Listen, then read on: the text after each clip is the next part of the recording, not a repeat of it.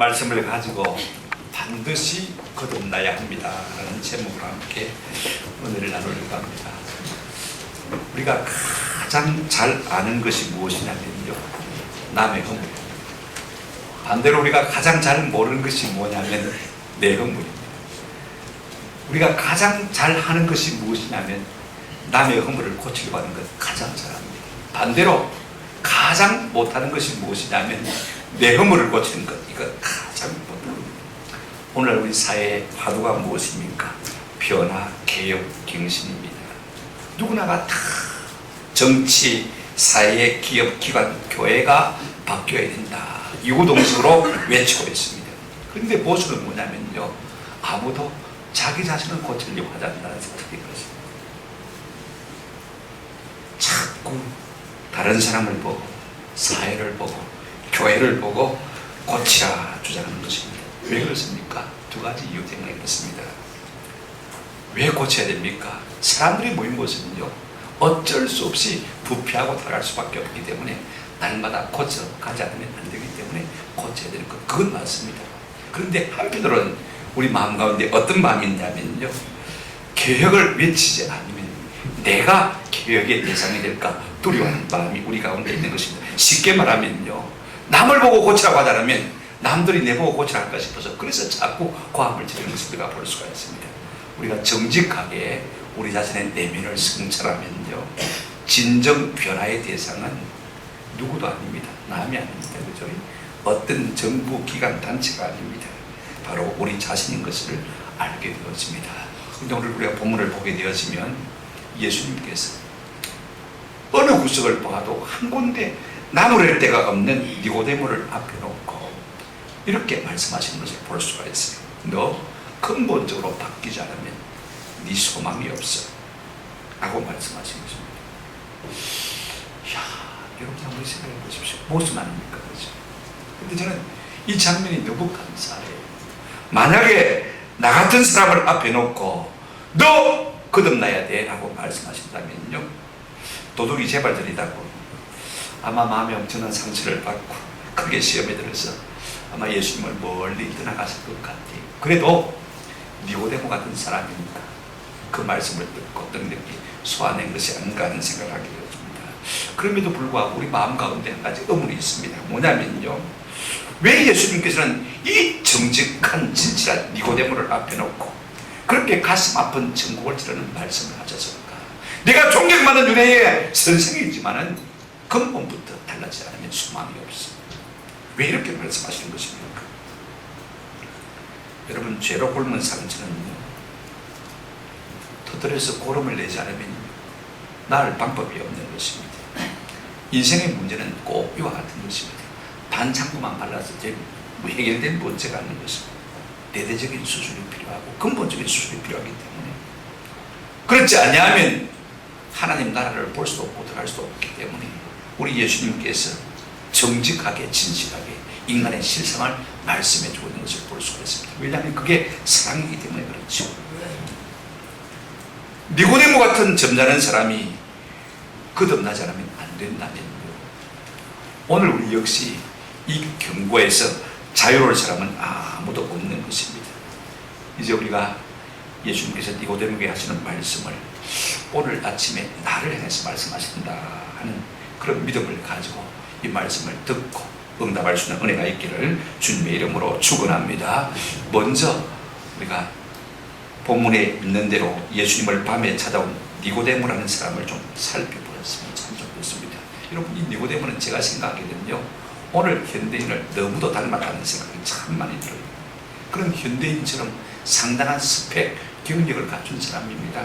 그런가 하면 범사에 종교성이 많아요. 실력도 있고 신앙심도 깊은 사람이란 말인 것입니다. 오늘날 현대인 가운데요, 교회 가운데 이런 사람들이 얼마나 많은지 모릅니다. 자, 보십시오. 먼저 우리가 니고데모의 스펙, 경력을 좀 생각해 보십시오. 1절 보시면요, 그런데 바리새인 중에 니고데모를 하는 사람이 있으니 유대인의 뭐라고요? 지도자라.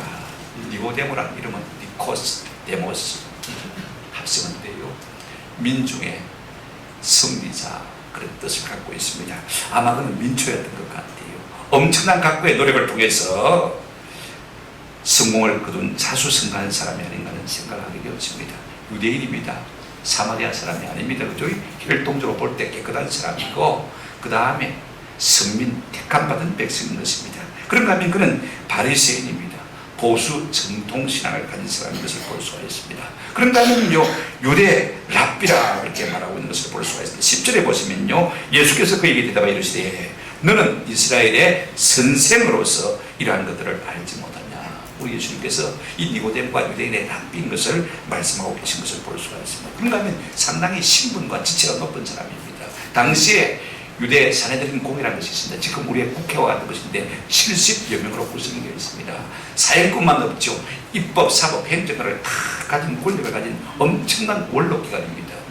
그 정도의 지위를 가진 사람이라면 상당히 높은 사람 아닙니까? 그죠? 한번 생각해 보십시오. 존경받는 사람이면 틀림이 없습니다. 그런가 하면 그는 상당히 부자였을 것이다 라고 우리가 짐작해 볼 수가 있습니다.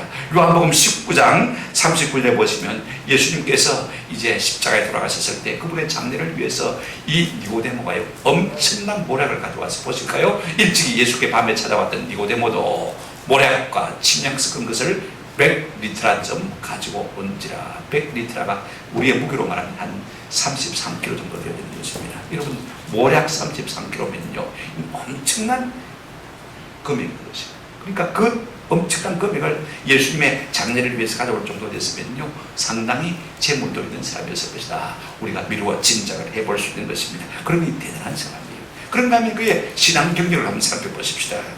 유대교인으로서요 철저한 보수신앙을 가진 사람입니다. 당시의 유대인 중에서 바리새파 사람들은 한 6,000명 정도죠. 그러니까 신앙적으로 따진다면 전체 인구 중에서 6,000번 안에 들어가는 사람입니다. 그 말씀입니다. 그만큼 정통 보수신앙을 가지고 열정을 가진 사람인 것입니다. 유대인 랍비입니다. 율법을 가르치는 사람인 것입니다. 그런 그가 예수님이 행하시고 가르치는 모든 것을 듣고 예수님께 나아왔습니다. 보십시오. 당시 유대 지도자들은요 예수님을 전혀 랍비로, 선생으로, 메시아로 인정치 않는 그런 분위기였습니다. 그럼에도 불구하고 이 니고데모는 예수님께 대한 좋은 인상을 가지고 밤에 예수님께 찾아 나와서 존경심을 가지고 이전에 이렇게 말하는 것을 볼 수가 있습니다. 그가 밤에 예수께 와서 이르되 랍비여, 우리가 당신은 하나님께로부터 오신 선생인 줄 아나이다. 그 다음에 뭐라고 했습니까? 하나님이 함께 하시지 아니하시면 당신이 행하시는 이 표적을 아무도 할 수 없습니다. 우리 예수님에 대해서 아주 좋은 호의적인 감정을 가지고 하나님께로부터 오셨고 하나님이 함께 하시는 놀라운 선생이다, 능력자다라고 칭송을 하고 있는 것을 볼 수가 있습니다. 그런 랍비지만은, 높은 사람이지만은 배우려는 겸손과 자신의 부족과 결핍을 인정하는 영적 갈급함을 가지고 있는 것을 볼 수가 있습니다. 여러분, 그 많은 스펙과 저력, 신앙과 열정, 겸손을 갖춘 니고데모라면요 오늘날 대한민국 어느 교회 가도 아마 다 장로로 인정을 받고도 남을 사람 아닙니까? 그가 유대인의 선생이지만요 예수님께 배우고자 하는 그런 마음을 가졌습니다. 사내들인 공의 국회의원이지만은요 예수님 앞에 자신을 낮출 줄 알았습니다. 자신의 부족과 결핍을 인정했고요 진리에 대해서 더 알고 싶은 영적인 갈망으로 충만한 것을 볼 수가 있습니다. 나는 이만하면 됐다 스스로 자만한 사람이 결단코 아니었습니다. 여러분, 이 모든 것을 갖춘 니고데모에 비하면요 오늘 우리는 턱없이 부족한 것이 사실입니다. 그럼에도 불구하고 니고데모처럼 주님 앞에 겸손하지 못한 것이 오늘 우리의 문제가 아닙니다. 여전히 목이 뻣뻣한 것이 오늘 우리의 문제인 것을 볼 수가 있습니다. 그런데 더 놀라운 것은 예수님께서 이 니고데모를 향해서 너 윗선 가면을 벗으라고 말씀하신 것을 볼 수가 있습니다. 여러분, 대단하지 않습니까? 생각해 보십시오. 저는 내가 맞아야 할 돌을 니고데모가 대신 맞아준 것이 얼마나 감사한지 모르겠어요. 제가 30년 전에 부모로 이제 부름을 받고 저 광주의 보병학교에서 훈련을 받을 때입니다. 쭉 훈련 과정을 통해서 훈련하는데 이제 그날 이제 유격받는 훈련 중간이었어요. 예배를 마치고 오니까 유격대장이 와가지고 전부 집합 주위로 오는데 집합시켜서 이제 미리 예습을 시키고 미리 훈련 준비를 시킨 것이죠. 그때 우리가 중대장을 누굴 뽑았냐면요 우리 목사들 가운데 덩치가 제일 큰 침대교 최육류 목사님이라고 뽑았는데 앞에 나가서 출석 신고를 딱 하자마자 이 유격대장이 이 단상에서 뛰어내려와서는요 사정없이 이단 옆창에 발을 날리고 가슴을 쳐버리니까 뭐 그냥 그 거구가요 이 연병장에 그대로 나잡아지는 거예요. 죽은 줄 알았어요. 근데 막 조금 반사적으로 막 자동적으로 벌떡 일어나서 바로 딱 서는 거예요. 그러니까 다시 또 2단 접촉이 들어가는 거예요. 또 넘어졌습니다. 세 번째 그렇겠는데 이야 안 죽겠나 싶은데 다시 그때 제가 어떤 생각을 했냐면 역시 우리가 중대장을 잘 세웠다 싶은 생각이 들더라고요. 자 그만한 몇 집이 되니까 저희 세 번을 맞고도 벌떡 일어나고 벌떡 일어나고 벌떡 일어나고 만약에 내가 그런 2단 접착기를 당했다면 아마 온전치 못했을 것 같아요. 제가 무슨 말씀을 드리려고 하느냐면 니고데모 같은 내공이 있으니까 이 말씀을 듣고도 시험에 들지 않냐고 낙심에 빠져야 하는 것을 볼 수가 있습니다. 두 번째로 우리가 좀 생각해 볼 것은요 이 니고데모에 대한 예수님의 태도예요. 상당히 예의를 갖추어서 주님 앞에 나왔지 않습니까? 우리가 성경 전체를 읽어봐도요 예수님이 만난 사람 가운데 니고데모처럼 아마 공손한 태도를 가진 사람이 없었을 것 같아요. 그런데 이와 같은 니고데모를 대하는 우리 예수님의 태도가 어떻습니까? 쌀쌀하다 못해서 냉랭하기까지 한 것을 볼 수가 있습니다. 당신을 보고 랍비라고 칭했습니다. 하나님께로부터 왔다고 했습니다. 하나님이 함께 하신다고 했습니다. 능력자라고 칭찬을 했습니다만 여러분 3절에 보십시오. 예수님께서 뭐라고 말씀하고 계십니까? 같이 한번 읽어보실까요? 시작. 예수께서 대답하여 이르시되 진실로 진실로 내게 이르노니 사람이 거듭나지 아니하면 하나님 나라를 볼 수 없느니라. 그렇게 온유하고 겸손하신 우리 예수님께서 자기를 찾아온 귀빈을 보고 말입니다. 때뜸 다짜고짜 단도직입적으로 뭐라고 말씀하고 있습니까? 내가 아무리 유대에서 괜찮은 선생이라 할지라도 존재의 뿌리까지 바뀌지 않냐면 하나님 나라를 볼 수 없습니다. 이제는 내 존재의 가면을 벗으라고 냉랭하게 말씀하시는 것을 볼 수가 있습니다. 여러분 때로 우리 주님께서는요 인생을 대할 때처럼 냉랭하게 대하시는 때도 있습니다. 인생은 거듭나지 않으면 안 된다는 사실을 정확하게 알고 있는 예수님은 마치 어떤 분과 같으냐면요 외과 의사 같은 분이 되고 있습니다. 의사들이 늘 우리에게 좋게 대하지는 않지 않습니까? 때로는 겁주기도 하고 위협을 하기도 하고 그렇죠? 그렇지 않습니까? 우리 예수님은 모든 사람이 외적으로 아무리 화려하다 할지라도 거듭나지 아니하면 하나님 나라에 들어갈 수 없는 존재라는 사실을 너무도 잘 알고 계셨습니다. 니고데모처럼 아무리 스펙이 출중하고 인기와 성품이 아우러져서 존경을 받는 거기다가 겸손까지 있는 지도자를 할지라도 예수님은 인간에게 진정으로 필요한 것은 종교나 교양이나 학문이 아니라 바로 거듭나는 이 영적인 생명인 것을 그것이 너무 중요한 것을 우리 주님이 알고 계시기 때문에 그것을 지금 선포하고 가르쳐주고 계신 것을 볼 수가 있습니다. 거듭나리라는 것을 이 니고데모 앞에서 촉구하고 계신 것을 볼 수가 있습니다. 니고데모가 내가 받아야 할 화살을 대신 받은 것이죠. 첫째는 누가 거듭나야 합니까? 여러분 3절을 한번 보시기 바랍니다. 같이 제가 읽어드릴 때 보시기 바랍니다. 예수께서 대답하여 이러시되 진실로 진실로 내게 이르노니 누가요? 사람이 거듭나지 아니하면 하나님 나라를 볼 수 없습니다. 우리 예수님은 중요한 말씀하실 때마다 진실로 진실로 아멘 아멘 정령 확실하게 내가 내게 말하지만 사람은 분명 꼭 거듭나지 않으면 하나님 나라를 볼 수가 없어 라고 말씀하시는 것을 볼 수가 있습니다. 여러분 이 말씀의 말귀를 이 니고데모가 잘 알아들었을까 못 알아들었을까? 우리가 4절을 보면 답을 알 수가 있을 것 같아요. 4절에 이렇게 말하고 있습니다. 니고데모가 이르되 사람이 늙으면 어떻게 날 수 있사옵나이까? 두 번째 못되에 들어갔다가 날 수 있사옵나이까? 지금 예수님은 영적인 거듭남에 대해서 말씀하셨는데 육적인 거듭남을 말씀하고 있는 것을 볼 수가 있습니다. 뭐라고 말합니까? 어떻게 내가 이렇게 나이 많고 늙고 큰데 어머니 뱃속에 다시 들어갔다 다시 나올 수 있느냐? 여러분 어린아이 같은 질문 아닙니까? 그러니까 예수님께서 하는 말씀을 이 니고데모가 알아듣단 말입니까? 못 알아듣단 말입니까? 못 알아듣단 말씀인 것입니다. 이것이 무엇을 말하는 것입니까? 여러분 영적인 문제는요 아무리 인간적으로 똑똑하다고 해서 알 수 있는 것이 아니라는 것입니다. 오늘 우리 모두가 다 현대인들은요 세상적으로 다 박사입니다. 다 똑똑합니다. 그렇지 않습니까? 그러나 진짜 알아야 될 건 잘 모릅니다. 심한 영적인 이치 잘 모르는 것 같아요. 세상의 박사가 잘 모릅니다. 철학자가 다 모릅니다. 그렇다면 거듭난다는 것이 무엇입니까? 우리말 번역의 8개 번역을 제가 읽어보니까 대충 새롭게 다시 태어난다. 한번 더 합시다. 위로부터 난다. 다시 태어난다. 영어에 보니까 born from above, 위로부터 난다 이렇게 번역. 중국어 성경은 우리가 말하듯이 중생이라 이렇게 번역하고 있는 것을 볼 수가 있습니다. 여러분 우리는 사람이 다 변화되어야 됩니다. 바뀌어야 됩니다. 거듭나야 된다. 이 사실에 다 동의하지 않습니까? 그렇죠? 남을 보면서는 동의합니다. 근데 진작 누구는 예로 삼습니까? 나 자신은 예배로 삼는 것을 볼 수가 있습니다. 그러나 우리 주님은 사람은, 모든 사람은 예외 없이 거듭나지 않으면 안 된다고 말씀하고 있는 것을 볼 수가 있습니다. 저는 우리 모두가 거듭나지 않으면 소망이 없는 인생인 것을 인정할 수 있는 은혜가 있기를 주님의 이름으로 축원합니다. 이것이 거듭남의 바탕이 되어집니다. 주님, 나는 거듭나지 않으면 소망이 없어. 오늘 우리 마음 가운데 이런 마음이 좀 있었으면 참 좋겠다. 두 번째로 우리가 무엇으로 거듭나야 됩니까? 5절 보시면요, 예수님 우리가 무엇으로 거듭나야 될지를 말씀하고 있습니다. 5절 보실까요? 예수께서 대답하시되 진실로 진실로, 이것도 중요한 말씀입니다. 그죠? 내게 이르노니 사람이 무엇으로요? 물과 성령으로 나지 않으면 하나님 나라에 뭐 할 수 없다고요? 들어갈 수가 없다. 여러분, 죽다가 살아나는 사람, 죽을 고비를 넘긴 사람들, 그 다음에 야무지게 결단한 사람들은요, 그 인생이 달라진 것을 우리가 주변에서 많이 보지 않습니까? 그죠? 그런데 그렇게 거듭난 것 말고, 그렇게 변화된 것 말고, 우리 주님은 무엇으로 거듭나야 된다고 말씀하고 있습니까? 물과 성령으로. 그렇지 않으면 하나님 나라에 들어갈 수가 없다.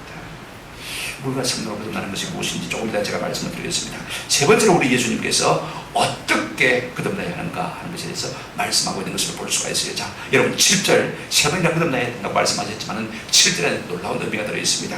7절 한번 보시기 바랍니다. 같이 읽어보십시다. 시작. 내가 내게 거듭나야 하겠다는 말을 놀랍게 여기지 말라. 여기 우리 말씀 중에 하나 빠져있는 중요한 단어가 있는데요, 내가 네게, 그 다음 한번 따라합시다. 반드시 거듭나야 하겠다는 말을 놀랍게 여기지 말라. 어떻게 거듭나야 한다고요? 반드시. 이건 필수입니다. 선택사양이에요. 거듭나도 되고 안 나도 되고, 아이고 내가 교양으로 신앙생활하는 것이지 뭐 천국하고는 난 상관이 없습니다, 이렇게 말할 수 있는 분들이 있을지 모르지만요, 성경은 그렇게 말하고 있지 않습니다. 반드시 거듭나지 않으면 하나님 나라에 들어갈 수 있다 없다? 없다. 그렇게 말씀하고 있는 것을 볼 수가 있습니다. 거듭남이라는 단어도 모르는데 이렇게 달송하고 애매모호한 종교적인 서술로 우리를 겁주려고 하는 것인가? 나는 골치 아픈 것이겠다, 다 복잡한 것이겠다. 아마 그런 분들이 있을지 모르겠습니다만 조금 인내를 갖고 들어주시기를 바랍니다. 자, 여러분, 우리가 6절 말씀을 보시면요, 예수님이 이런 말씀하신 것을 볼 수가 있습니다. 육으로 난 것은 뭐요? 육이고, 영으로 난 것은 뭐고요? 영이다. 그러면 성부담같이 마치 불교에서 말하는 물은 물이고 산은 산으로 돼, 이런 이야기입니까? 그런 이야기가 아닙니다. 한번 여러분 들어보시길 바랍니다. 우리 예수님께서 지금 말씀하시는 육은 육이고 영은 영이다 라는 말씀이 무슨 말씀이냐면요, 우리 인생이 육체로만 되었다, 이 말씀입니다. 우리 하나님이 사람을 어떻게 주셨습니까? 흙으로 빚어 만드시고 하나님께서 생기를 우리 코에 불어넣으시니 뭐가 된다고요? 생명이 되는 거예요. 그래서 비로소 우리가 영적인 존재가 된 거예요. 그런데 타락 이후에 우리 인생이 어떤 존재가 됐냐면요, 우리가 6장 3절 이하를, 창세기 6장 3절 이하를 보시면 이렇게 말씀하고 있습니다. 여호와께서 이르시되 때 나의 영이 무엇이요? 나의 영이 영원히 사람과 함께하지 아니하느니, 이는 그 이유를 뭐라고 말하고 있습니까? 그들이 육신이 됩니다. 이성이 없다는 말이 아니에요. 뭐가 없다는 말입니까? 하나님의 성령이 없다는 말입니다. 그러니 영적인 사람이 될 수 있습니까? 없습니까? 없는.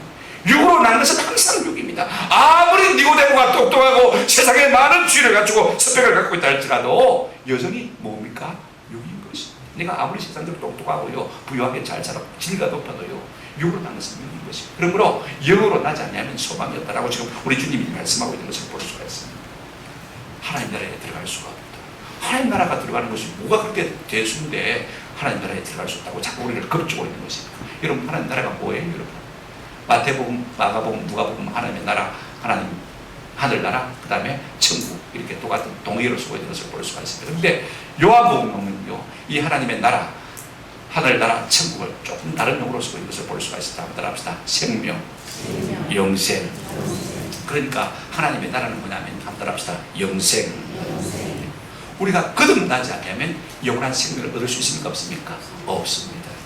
이것으로 끝나버리는 것이 아닙니다. 영원한 생으로 이어지는데, 누구든지 우리가 영으로 거듭나지 아니하면 우리 예수님이 하신 말씀은 영원한 생명에 들어갈 수가 없다, 이 말씀인 것입니다. 그렇다면 왜 누구든지 물과 성령으로 반드시 거듭나지 않으면 안 되는 것입니까? 그 이유는 하나님 나라에 들어갈 수 없고 영원한 생명을 얻을 수 없기 때문이다, 그렇게 말씀하는 것을 볼 수가 있습니다. 그렇다면 우리가 큰 세 번째로 무엇을 생각해야 되겠습니까? 그렇다면 어떻게 거듭날 수 있는가? 무엇으로 거듭날 수 있는가? 이걸 우리가 좀 생각했으면 좋겠습니다. 다시 한번 5절을 읽으십시다. 같이 읽겠습니다. 시작. 예수께서 대답하시되 진실로 진실로 내게 이르노니 사람이 물과 성령으로 나지 아니하면 하나님 나라에 들어갈 수 없느니라. 우리는 종종 돈이 사람을 변화시킨다고 생각합니다. 그리고 돈이 있으면요 겉은 아름답게 꾸밀 수가 있습니다. 또 우리는 지식이 사람을 변화시킨다고 생각합니다. 여러분, 지식 있는 사람은요 그렇지 하거든요, 그죠? 그러니까 변화된 줄로 압니다만, 그러나 존재 자체가 변한 것입니까? 배웠다고 해서 존재 자체가 변한 거예요? 그런 건 없습니다. 여러분, 교육이 사람을 변화시킬 것 같으면요 벌써 세상이 달라졌죠. 그렇지 않습니까? 또 우리는 무엇이 사람을 변화시킨다고 생각합니까? 한번 더 합시다. 자리가 사람을 만든다. 자리가 사람을 만드는 것 같은 거예요, 그죠? 과장되고 부장되고 이사되고 하면요 사람이 좀 달라지거든요. 폼이 그럴듯하거든요. 뭔가 그런 내공이 있어 보이지 않습니까, 그죠? 그러나 여러분, 겉은 바꿀지 몰라도요 자리가 진짜 우리의 본질, 이 존재 깊은 곳까지 바꾸지 못하는 것을 볼 수가 있습니다. 여러분, 제가 목사가 됐다고 해서 존재 자체가 바뀌는 것입니까? 대통령이 됐다고 해서 존재 자체가 바뀌는 것입니까? 유엔 사무총장이 됐다고 해서 존재 자체가 바뀌는 것입니까? 바뀌지 않습니다. 그렇다면 사람을 근본적으로 속물이제 바꾸는 것이 무엇입니까? 오늘 성경은 이렇게 말하고 있습니다. 한번 따라합시다. 물과 성령으로. 먼저가 물입니다. 여러분, 물은 많은 역할을 합니까? 씻는 역할을 합니다. 생명을 주기도 하죠. 에스겔서 36장 25절에 이런 말씀이 있습니다. 맑은 물을 너희에게 뿌려 너희로 정결하게 하되 곧 너희 모든 더러운 것에서와 모든 우상 숭배에서 너희를 정결하게 할 것이며 물로 씻을 것이다 라고 말씀하고 있는 것을 볼 수가 있습니다. 그렇다면 여러분, 이처럼 씻는 물의 역할을 하는 것이 무엇이냐? 자, 에베소서 5장 26절 보시기 바랍니다. 그러면 이 물이 무엇을 의미하느냐? 자, 한번 같이 읽어보실까요? 시작. 이는 곧 물로 씻어 말씀으로 깨끗하게 하사 거룩하게 하시고. 물과 말씀을 동격으로 놓고 있는 것을 볼 수가 있습니다. 여러분, 물은요 무엇과 같습니까? 말씀과 같은 것입니다. 말씀으로 거룩하게 하고 깨끗하게 씻는 것을 볼 수가 있습니다. 자, 무엇으로 우리가 거듭나는 것입니까? 말씀으로, 물로 씻는 것. 조금 더 말씀드리겠습니다. 둘째가 뭐예요? 성령으로. 여러분, 성령 바람은요 우리 가운데 새로운 기원을 공급하는 것을 볼 수가 있습니다. 자, 사람이 무엇으로 생명이 되었습니까? 하나님께서 생기를, 성령을 우리 속에 불어넣으심으로 말미암아 사람이 뭐가 됐어요? 생명이 되었다라고 말씀드렸죠. 그런데 여러분, 이스라엘 백성들이 우상 숭배로 말미암아 하나님을 멀리 떠나가지고 바벨론 포로가 되었어요. 바벨론 포로 중에 있는 이 유대 백성들에게 에스겔 선지자가 예언을 하기를 이렇게 말씀하고 있습니다. 에스겔 36장 26절 27절 한번 보십시다. 또 새 영을 너희 속에 두고 새 마음을 너희에게 주되 너희 육신에서 굳은 마음을 제거하고 부드러운 마음을 줄 것이며. 아무리 말씀이 좋아도 그 마음이 땅 맨땅처럼 굳어 있으면 튕겨나오는 것이죠. 근데 성령께서 우리의 마음을 뒤집어서 마음을 부드럽게 하신 것이다. 그 다음 27절 보시기 바랍니다. 또 내 영을 너희 속에 두어 너희로 내 율례를 행하게 하리니 너희가 내 규례를 지켜 행할 것이다. 하나님의 영이 그 속에 들어가니까 말씀에 대한 순종에 대한 생각이 일어나게 되어지고 순종할 수 있는 능력이 생긴다는 말씀인 것입니다. 에스겔 37장 5절에도요 마른 뼈가 어떻게 살아납니까? 주 여호와께서 이 뼈들에게 이같이 말씀하시기를 내가 생기를 너희에게 들어가게 하리니 너희가 말이라 살아나리라. 마른 뼈가 같다 할지라도 생기를 그 속에 불어넣으시니 너희가 살아나리라. 아멘. 여러분, 물과 성령 두 가지로 말씀하고 있지만은요 사실은 말씀과 성령은요 함께 역사하는 것을 볼 수가 있습니다. 어떻게 우리가 그렇게 말할 수 있습니까? 자, 여러분 디모데후서 3장 16절 말씀 보시기 바랍니다. 모든 성경은, 모든 말씀은 하나님의 무엇으로 됐고요? 감동 성령으로 되었고 교훈과 책망과 바르게 함과 의로 교육하기에 유익하다. 하나님의 말씀은요 하나님의 성령으로 기록된 거예요. 그러니까 우리가 성경을 읽고 듣고, 그죠? 하나님의 말씀을 들을 때 하나님의 성령, 하나님의 말씀이 우리 가운데 우리를 새롭게 하시는 것을 느낄 수가 있는 것입니다. 이런 보십시오. 우리가 설교를 들을 때 어떤 은혜를 받습니까? 먼저 씻겨주는 은혜를 받습니다. 자, 성경 읽을 때마다, 말씀을 들을 때마다, 저도 지난주에 5번씩 목사님의 설교를 들었습니다만, 내 마음속에 참 은혜가 돼요. 어떤 은혜가 있습니까? 마치 말씀으로 샤워를 하는 거예요. 그죠? 그래서 씻김을 나가는 것입니다. 내 속에 안달곰이 일어나고, 내 속에 통해가 일어나고, 내 속에 자복이 일어나고, 내 속에 허물을 보게 되어지고, 주를 갈망하고 갈급하는 마음들이, 눈물이, 통해와 자복이 말씀을 들으면서 일어나는 것을 볼 수가 있습니다. 일종의 카타르시스라고 그러지 않습니까? 그죠? 말씀이 샤워에 관한 것입니다. 씻어주는 것을 볼 수가 있습니다. 그런가 하면요, 우리가 하나님의 말씀을 읽고 듣고 설교를 들을 때 어떤 은혜가 있습니까? 한번 들어봅시다. 기름을 발라주는 은혜가 있습니다. 성경에 보면요, 성령을 갖다가 기름에 필요한 것을 종종 볼 수가 있습니다. 우리의 삶의 유난히를 채준다는 말씀인 것입니다. 우리가 말씀을 듣는 가운데 하나님의 위로의 성령이 우리 가운데 임재하시면요, 우리의 삶의 유난류가 채워지는 것을 볼 수가 있어요. 그래서 성령의 기름 부음을 입으면 우리의 심령이 메마르지 않습니다. 건조하지 않습니다. 상망하지 않습니다. 나를 세우지 않습니다. 날카롭지 않습니다. 부드럽고 매끈해지고 포근해지는 것을 볼 수가 있습니다. 그러니 여러분, 매사에 싸우려고 들지 않습니다. 싸움이 되지 않는 것이죠. 우리 마음속에 기름이 발라져 있으면요, 우리가 보고 듣고 하는 모든 것들이 죄악된 것 아닙니까? 여러분, 스마트폰부터 시작해서 인터넷, 컴퓨터, TV까지 말입니다. 전부 엄연한 것들을 다 봐야 되는데, 그런데 여러분, 성령의 기름이 우리 심령 가운데 발라지면요, 그게 별로 재미가 없어요. 보고 싶은 마음이 없는 것입니다. 세상에 죄악된 물결이요, 성령의 기름으로 우리 마음속에 딱 발라져 있으면 이것이 우리 속에 스며들지를 못하는 것이고, 넘나보지를 못하는 것이고, 죄가 이기지를 못하는 것이고, 이와 같은 은혜가 우리 가운데 있게 되는 줄로 믿습니다. 그렇다면 어떻게 거듭나는 것입니까? 여러분, 사람이 거듭나는 것은요, 내 어떤 행위, 선행, 노력, 종교적인 습관에 따른 것이 결단합니다.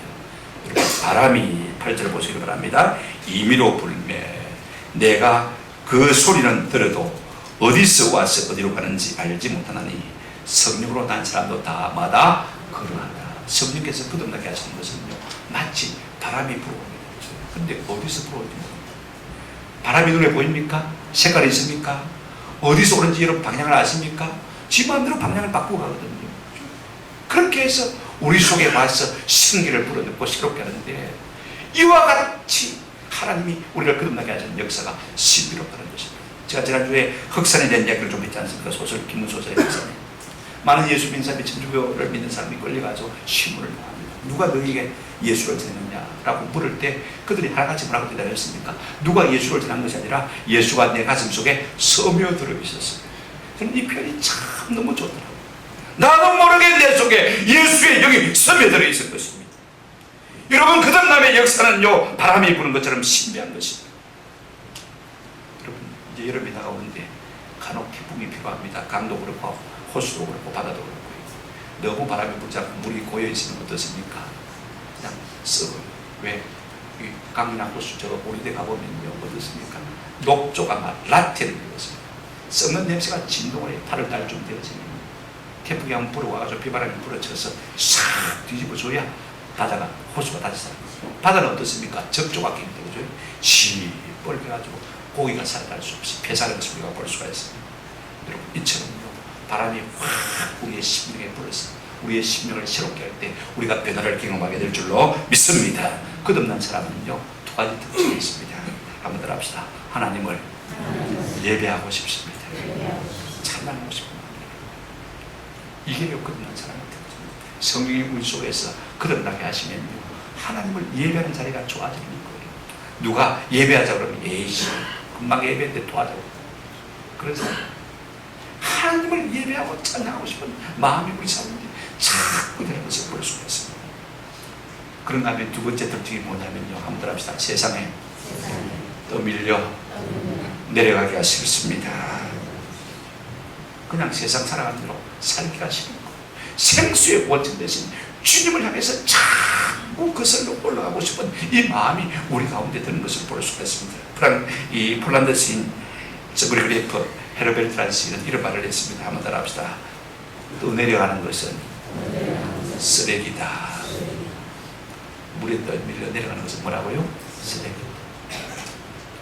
우리가 쓰레기가 안 되려면 원체를 향해서 모습을 이것이 그런 말씀입니다. 날마다 하늘을 위해서 주의 영광을 위해서 힘차게 올라가는 사람인 것입니다. 말씀을 맺습니다. 뭐 때문에 예수님은 니고데모를 앞에 놓고 거듭나지 않냐면 하나님 나라를 볼 수도 없고 들어갈 수도 없다고 하시는 것입니까? 괜히 우리에게 겁주는 것입니까?